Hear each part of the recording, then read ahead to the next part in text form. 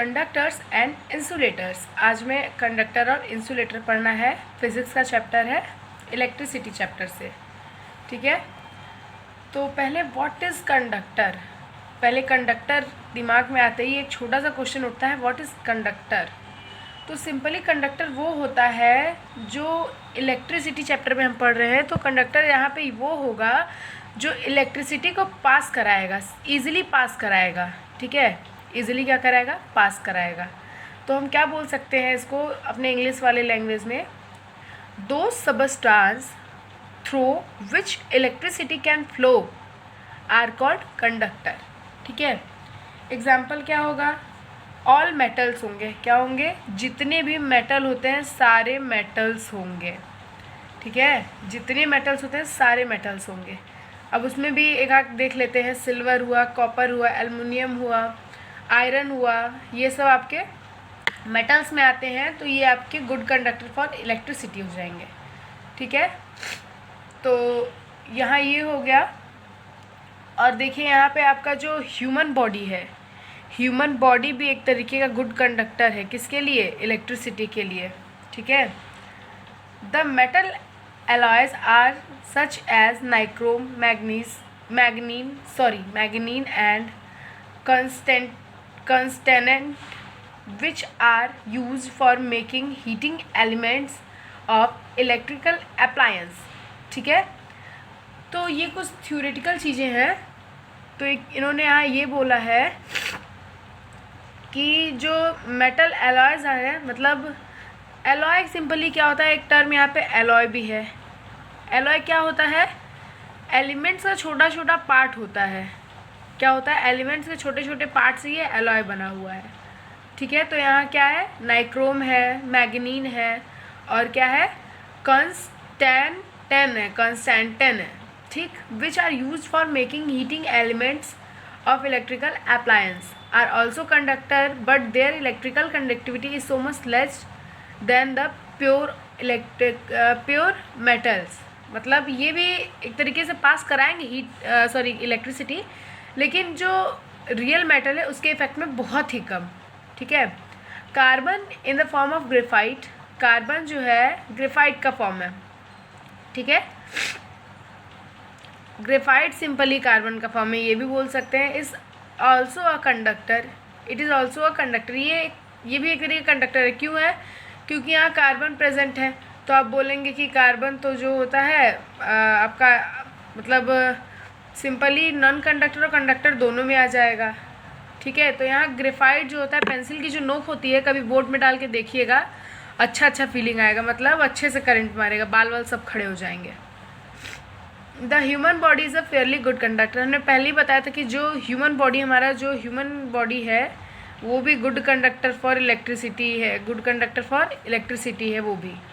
ठीक है, एक चीज़ और यहाँ पे है जो कि पहले हम अच्छे से समझा लेंगे, उसके बाद इसको बताएंगे। तो अभी दूसरा जो है, यहाँ कंडक्टर तो हो गया, अब इंसुलेटर है। What is insulator. ठीक, व्हाट इज़ इंसुलेटर। तो इंसुलेटर यहाँ सिंपली वो है जो करंट पास नहीं कराएगा। कंडक्टर करा रहा था, इंसुलेटर नहीं कराएगा। ठीक, तो क्या है इंसुलेटर, देखते हैं। दो substance through which electricity can not flow easily. वैसे सबस्टेंस जो इलेक्ट्रिसिटी ईजिली न पास कराए। ठीक है, अभी एसिड बेस वाले चैप्टर में हम लोग पढ़ेंगे, एसिड बेस वाले चैप्टर में पढ़ेंगे कि जो हमारा अल्कोहल होता है, बेसिक चीज़ जो होता है, वो इलेक्ट्रिसिटी नहीं प्रोड्यूस कराता है, और एसिड जो होता है वो कराता है। ठीक है, एसिड मतलब नींबू हुआ आपका, एसिटिक एसिड, ये सब आपका इलेक्ट्रिसिटी पास कराता है, मतलब गुड कंडक्टर होता है फॉर इलेक्ट्रिसिटी।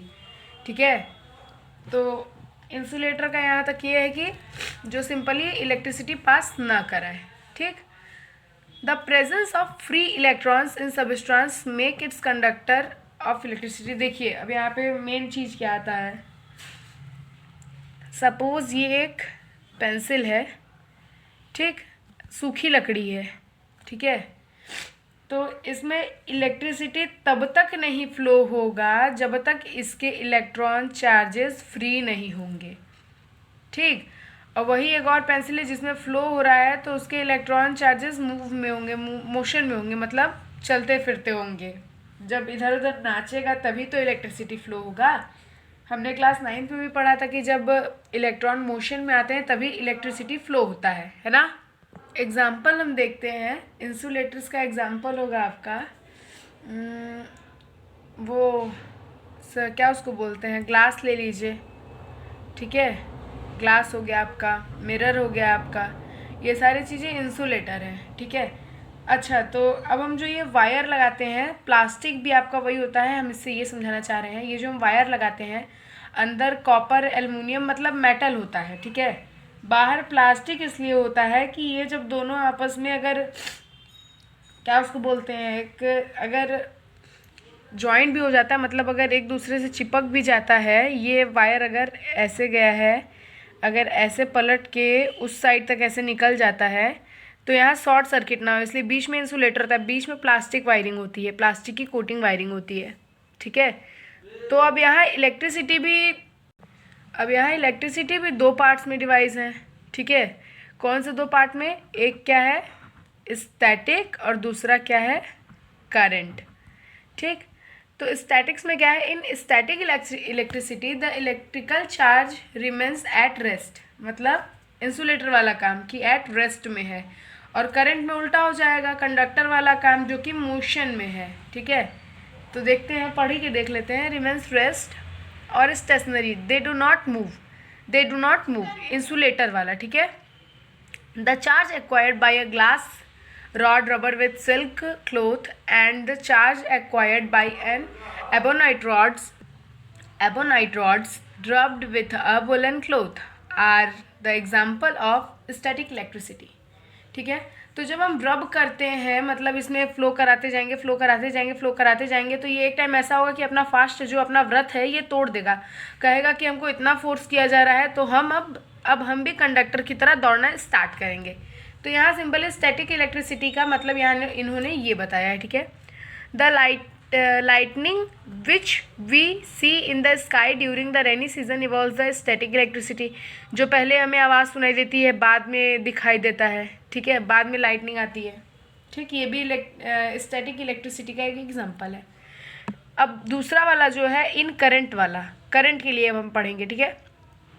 तो करंट में क्या है, in current electricity the electric charge are in motion, conductor वाला काम are in motion, which we use in our home in current electricity, मतलब जो हमारे घर में आती है, जो बहते हुए आती है, मोटे वाले ग्रे कलर वाले तार से आती है, जो एल्युमिनियम वाले तार से, वो, ठीक। Which we use in our home is currently electricity. In this chapter we will discuss only current electricity in detail, so when we talk of electricity in this discussion it will actually mean current electricity। तो इसके बारे में तो यहाँ तक हमने इतना ही पढ़ना था स्टैटिक्स के बारे में। अब हमें करंट के बारे में जो पढ़ना है वो पूरी चैप्टर में पढ़ना है, ठीक है। तो अभी तक के लिए हम इतना ही करते हैं। जो हमारा नेक्स्ट होगा टॉपिक वो क्या होगा, electrical potential and potential difference. Electrical potential and potential difference, PD इसको लिखते हैं, क्या लिखते हैं, पोटेंशियल डिफरेंस पीडी। ये वोल्टेज में हमारा मेज़र होता है पोटेंशियल डिफरेंस, ठीक है। तो अभी नेक्स्ट में हम इसका फार्मूला वगैरह भी सब देख लेंगे, क्लियर।